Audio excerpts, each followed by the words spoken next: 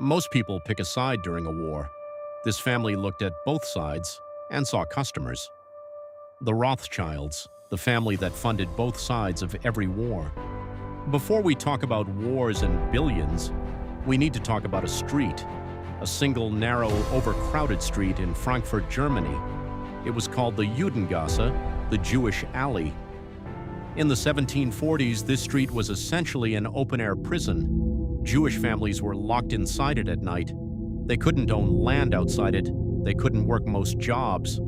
They couldn't even walk freely through the city they lived in. And on this street, in a house marked with a red shield, a boy was born in 1744. His name was Mayer Amschel Rothschild.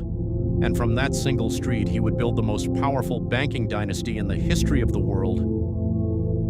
The name Rothschild literally means red shield in German.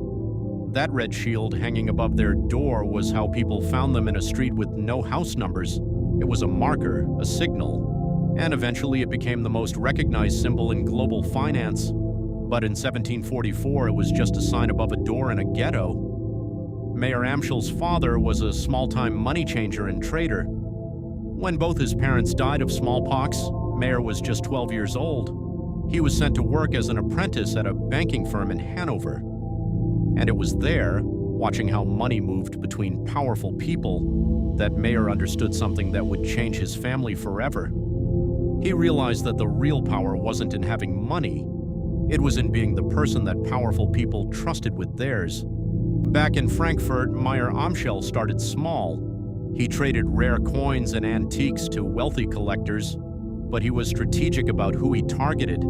He wasn't selling to merchants, he was selling to royalty. Specifically, he worked his way into the circle of Prince Wilhelm IX of Hesse-Kassel. Wilhelm was one of the wealthiest rulers in Europe, not because of taxes or land, but because he literally rented his soldiers out to foreign governments as mercenaries. He had more cash than almost any other royal on the continent, and he needed someone trustworthy to manage it. Mayer Amschel became that person, and the moment he did, everything changed. Here is where Mayer Amschel does something that had never been done before in the history of finance.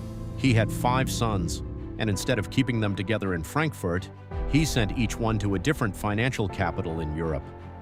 Amschel stayed in Frankfurt, Salomon went to Vienna, Nathan went to London, Kalman went to Naples, Jakob went to Paris. 5 sons, 5 cities, 5 branches of the same bank, all controlled by the same family, all sharing information with each other in real time through a private courier network that was faster than any government postal service in Europe. For the first time in history, one family had eyes, ears, and money in every major power center on the continent simultaneously. They didn't just participate in European finance, they became its nervous system.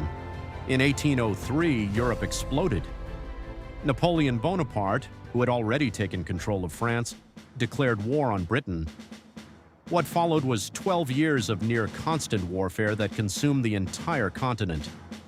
Millions died, empires collapsed, borders were redrawn, kings were removed from their thrones overnight.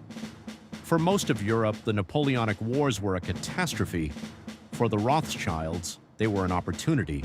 Because wars are expensive, armies need to be paid, weapons need to be bought, food needs to be transported, and someone has to finance all of it. The Rothschilds had a simple policy. They would finance anyone who could pay them back.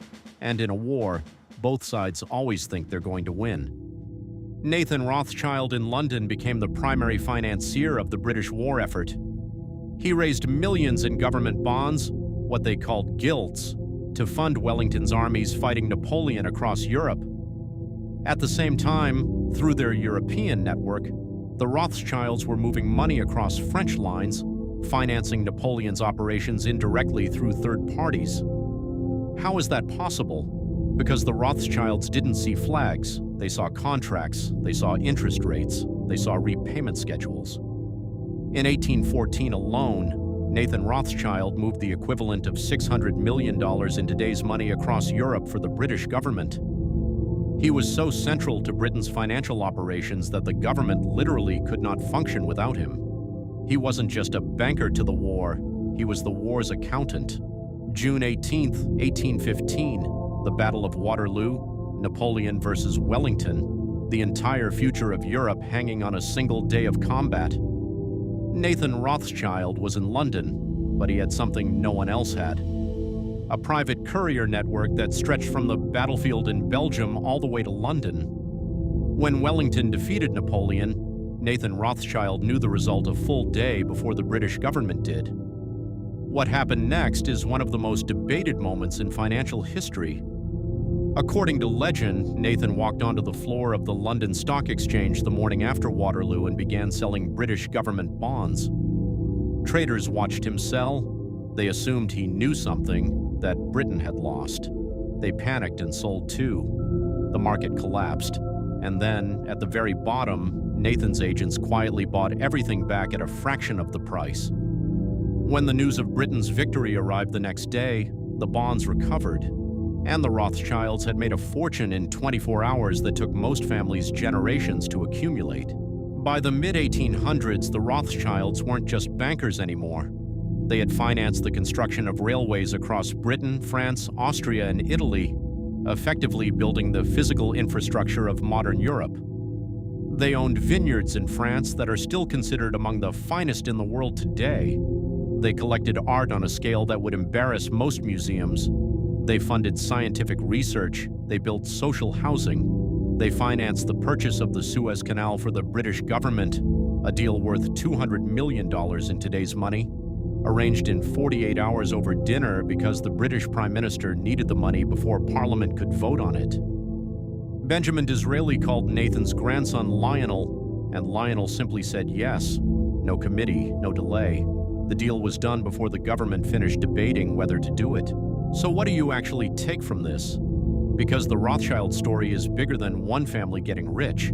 It's a masterclass in how wealth compounds across generations when the right systems are in place. 3 lessons. First, information is the real currency.